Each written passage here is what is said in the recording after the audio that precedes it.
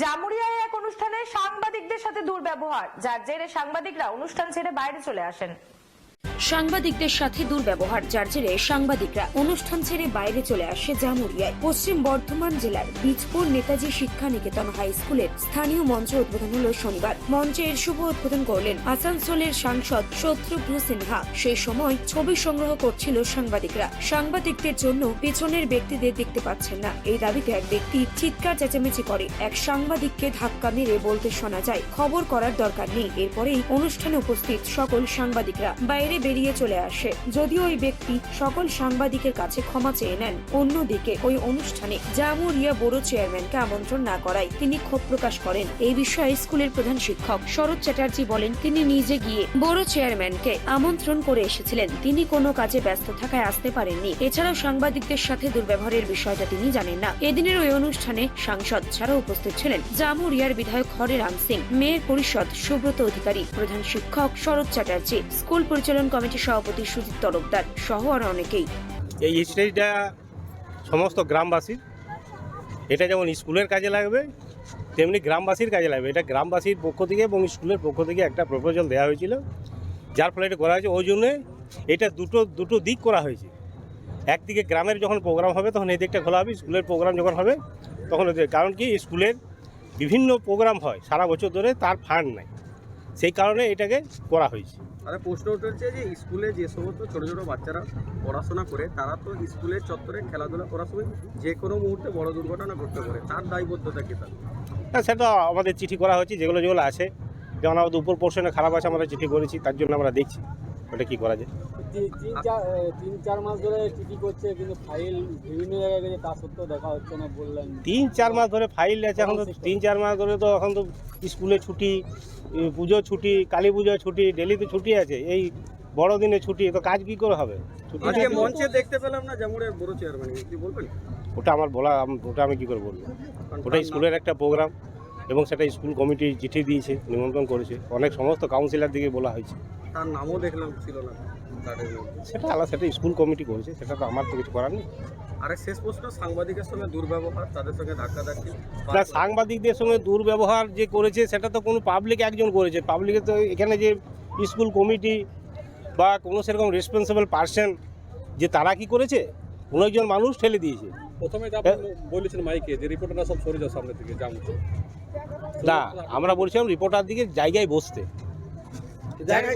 আমরা জায়গায় বসতে বলি। তাহলে প্রশ্ন উঠছে দাদা, স্কুলের ভেতরে সাংবাদিকদেরকে একের পর তাদের সঙ্গে দুর্ব্যবহার করে বের করে দেওয়া হলো, সেখানে স্কুলের ম্যানেজমেন্টের কোথাও দায়বদ্ধতা ছিল না? আমরা যখন গেছি আমরা রিপোর্টার দিকে বলেছি, সে তাকেও বলেছি, এবং যে করেছে ওটা সেও যে রিপোর্টারদের কাছে অনুরোধ করছে বসার জন্য, সেটা কিন্তু করেছে। মানে আগে গালি, তারপরে ক্ষমা চাইবে। এইটা একটা, এই ঘটনাকে নিয়ে, একটা এত বড় ঘটনাকে নিয়ে এইটা একটা বিভ্রান্তিকর একটা সামনে আমাদের এরকম অবহেলা করা এমপি তো বলে দেয়নি, কোনো কমিটিও বলে দেয়নি যে রিপোর্টার দিকে ঠেলে ফেলে দাও, বাদ দিয়ে দাও। প্রথমবার হলো মিডিয়া কিন্তু বকট করেছে প্রোগ্রামটা। হ্যাঁ, মিডিয়া বকট করেছে প্রোগ্রামটা প্রথমবার হলো। এটা আলাদা মিডিয়ার ব্যাপার, আমি কি বলবো, কে বয়কট করবে কী করবে সেটা তাদের ব্যাপার, আমার কিছু বলার নেই। রিপেয়ারিংয়ের আগে দরকার অবশ্যই, এবং আজকে আপনারা হয়তো স্টেজে প্রোগ্রাম দেখেছেন যে আজকে আমরা মাননীয় এমপি স্যারের হাতে একটা ফাইল তুলে দিয়েছি। যে জর্জরিত অবস্থাটা আপনারা বললেন, সেই জর্জরিত অবস্থাটার জন্যই আমরা আজকে ফাইলটা তুলে দিয়েছি। এটাই আমাদের প্রাথমিক দরকার। স্টেজটার ব্যাপারে বলি, আমি এখানে 2019 সালে জয়েন করেছি।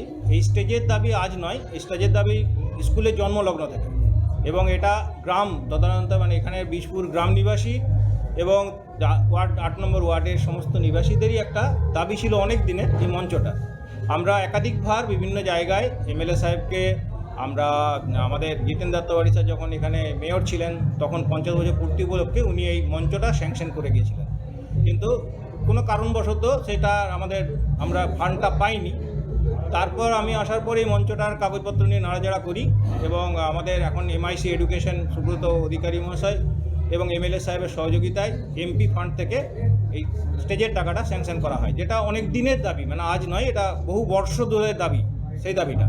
কিন্তু প্রশ্ন হচ্ছে, যে অবস্থায় জর্জর রয়েছে, যে কোনো মুহূর্তে একটা বড় দুর্ঘটনা ঘটতে পারে, কারণ অনেক ছাত্রছাত্রীরা এখানেই পড়াশোনা করে। হ্যাঁ, আপনাদের কাছে আমরা দাবি রাখবো, আমি এটা আপনাদের কাছে ডকুমেন্ট দিতেই পারি। আমি যে ইসিএল, সিএসআর, আমাদের ডিআই সেকেন্ডারি, আমাদের ডিপিও পশ্চিম বর্ধমান এবং সমস্ত জায়গাতে আমরা এটার এই জর্জরিত বিল্ডিংয়ের যে অবস্থাটা সেটা সমস্ত জায়গায় প্ল্যান এবং সহ দিয়েছি।